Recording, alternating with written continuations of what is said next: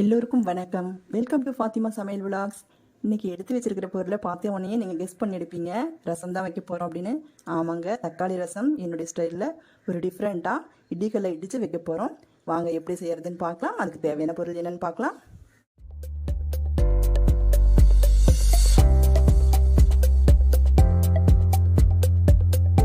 தக்காளி ரசம் வைக்கிறதுக்கு என்ன வேணும் அப்படின்னு கேட்டிங்கன்னா, 3 தக்காளி, பழுத்த தக்காளி எடுத்து வச்சுருக்கீங்க. இது ஒரு 1/4 கிலோ அளவு இருக்கும்.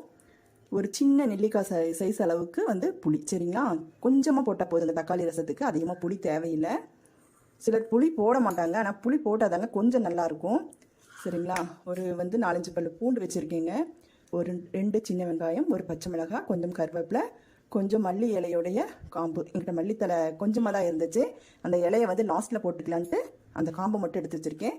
அப்புறம் இந்த ஸ்பூனில் பார்த்தீங்கன்னாக்கா ஒரு முக்கால் டீஸ்பூன் சீரகம், ஒரு 3/4 டீஸ்பூன் மிளகு வச்சுருக்கேன், சரிங்களா?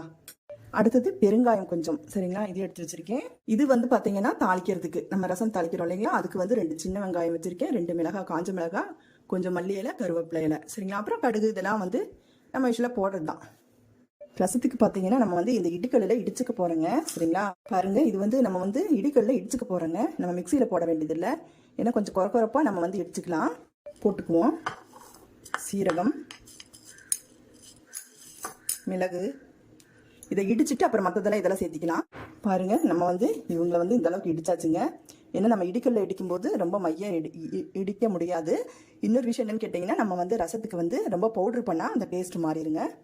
அடுத்தது இவங்க தலை மேலே 2 வெங்காயத்தை போட்டுக்கலாம், ஒரு 10 மிளகாயை போட்டுக்கலாம், கொஞ்சம் 5-6 பல்லு பூண்டை போட்டுக்கலாம், கொஞ்சம் கருவேப்பிலை, கொத்தமல்லி இலை, சரிங்களா, காம்பு, இதை போட்டு இடிச்சுக்குவோம். பாருங்கள், இவங்களெல்லாம் பார்த்தீங்கன்னா ஒரு 1-2 இடிச்சாச்சுங்க, ஓகேங்களா? குறப்பாக நம்ம இடிக்கல்ல இடித்து வச்சாச்சு. தேவையான அளவு தண்ணி ஊற்றி கரைச்சிக்கலாங்க. இது கிட்டத்தட்ட 1 லிட்டர் அளவுக்கு நம்ம ரசம் எடுத்துக்க போகிறோம், சரிங்களா? இது அப்படியே நம்ம ஒரு கோபமாக பேசிக்க பாருங்கள், யார் மேலேயாவது ஒரு கோபம் இருந்துச்சுன்னா அப்படி கசக்கி புளியறது அப்படின்ற மாதிரி அந்த மாதிரி இவங்களை நல்லா கரைச்சிக்க போகிறோம். நான் கொஞ்சம் பார்த்தீங்கன்னா கொஞ்சம் சுடு தண்ணி தான் ஊற்றிருக்கேங்க. ஏன்னா சில பேர்த்துக்கு பச்சை வாசம் பிடிக்காது, இது வேகவும் வைக்கல, அதனால நம்ம சுடு தண்ணி ஊற்றி நல்லா கரைச்சிக்குவோம். கரைச்சிட்டு உங்களுக்கு காமிக்கிறேன். பாருங்கள், தக்காளி அந்த போட்டிருக்க புளியெல்லாம் கரைச்சாச்சுங்க. நான் ரொம்ப ஃபில்டர் பண்ணி எடுக்கலைங்க, இந்த அளவுக்கு இருந்தால் தாங்க நல்லாயிருக்கும். அதுவும் கையில் கரைச்சி விடுங்க. அப்புறம் பார்த்தீங்கன்னா கொஞ்சம் இது கூடயே உப்பு போட்டுக்கலாம், அளவா போட்டுட்டு இதையும் அப்படியே ஒரு கரைச்சிக்குவோம். நான் பார்த்தீங்கன்னா கொஞ்சம் எடுத்துட்டேன் நான், சரிங்களா? ரொம்ப இப்படி இதை நான் எடுத்துட்டேன், இந்த சக்கையெல்லாம் நல்லா பிடிஞ்சு எடுத்துட்டேன், சரிங்களா? கேஸ் ஆன் பண்ணியாச்சுங்க. தேவையான எண்ணெய் ஊற்றிக்கலாம் ரசம் தாளிக்கிறதுக்கு. அடுத்து கடுகு போட்டுக்குவோம். அடுத்து 2 மிளகாய் போட்டுக்கலாங்க. நீங்கள் காஞ்ச மிளகாய் அப்படியே போட்டுக்கோங்க, ஏன்னா ஆல்ரெடி நம்ம மிளகு நிறைய வச்சுருக்கோம். அடுத்தது வெங்காயம் போட்டுக்கலாம். அடுத்தது கருவேப்பிலை,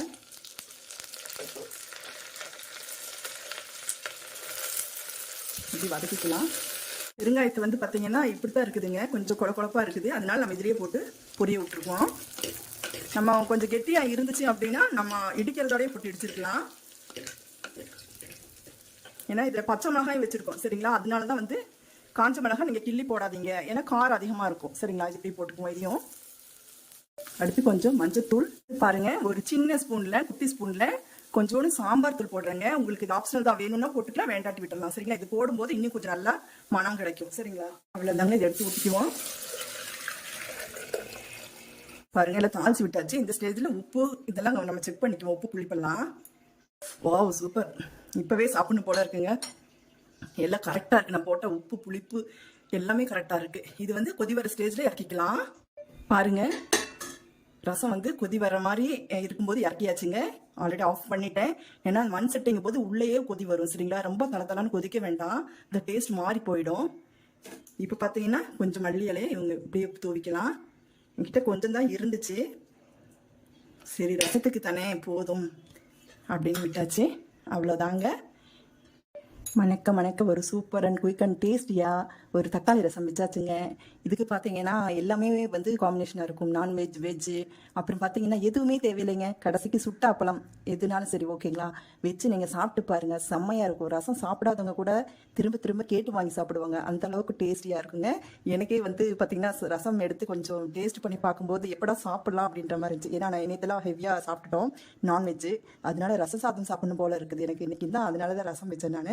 நீங்களும் செஞ்சு பாருங்கள், சூப்பராக இருக்குங்க. என்னுடைய ரெசிபி எல்லாம் பிடிச்சிருந்தா சப்போர்ட் பண்ணுங்கள், சப்ஸ்கிரைப் பண்ணுங்கள், லைக் பண்ணுங்கள், பக்கத்தில் இருக்கிற பெல் ஐக்கானை வந்து கிளிக் பண்ணுங்கள். அப்போ தான் நான் அடுத்தடுத்து போடுற வீடியோவில் நோட்டிஃபிகேஷன் உங்களுக்கு வந்து சேர்ந்துட்டே இருக்கும். என்னுடைய வீடியோவை பொறுமையுடன் பார்த்ததுக்கு மிக்க நன்றி. தேங்க்ஸ் ஃபார் வாட்சிங். எல்லோருக்கும் நன்றி, வணக்கம்.